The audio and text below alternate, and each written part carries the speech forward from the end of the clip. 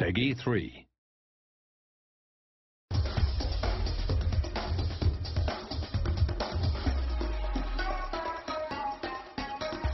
I think there was a lot of limitations in our old collision system. It was very good, but it didn't allow us to do some things that were quite difficult. So a lot of times in FIFA 11, you get a situation where maybe two players are running into one another, and because there's a lot of contacts between those two players, with the old system we had to pick one contact, which meant that we'd get a collision animation that did a great job of showing you that there was a collision, something happened, but maybe didn't take into account every little detail.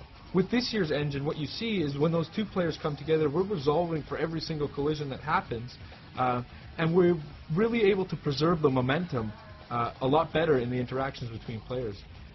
This looks fantastic when you get into the replay camera and you see all of the limbs and the parts bending and contorting as you would expect them to, like you would see on real-world TV. But it also translates into the telecam, where you really feel the difference of the game and you really feel that preservation of momentum. Another benefit that we get is we resolve a lot of our clipping issues in the game this year. In last year's system, we didn't actually account for arm collisions at all. And you couldn't really tell in the telecam, but if you went into replay, you would notice that arms could sometimes clip through a shoulder or clip through a back of your opponents. Well, this year we're resolving every single collision on every single limb of the players when they interact, and the results are quite astounding.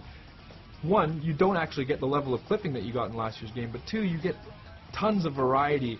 You don't get these robotic animations in jostling and shielding. You get more of a tussle between the players and a fight for possession that feels more realistic, feels like things that you might see on TV.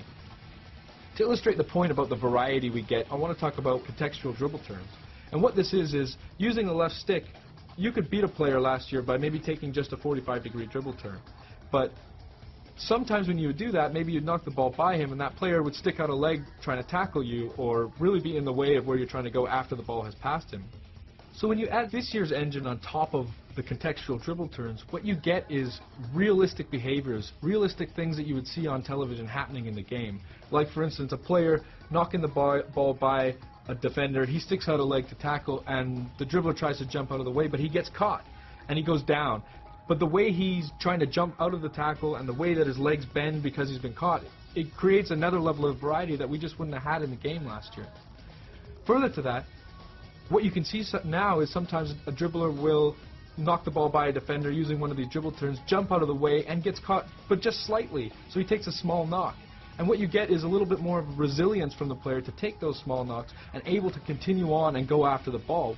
Now players like Messi can skip through those challenges, take a knock, bounce off of a tackle, and still continue on to really pursue the ball and continue the flow of the game. And it makes for a much more exciting experience, especially when you're on the ball with those good dribblers.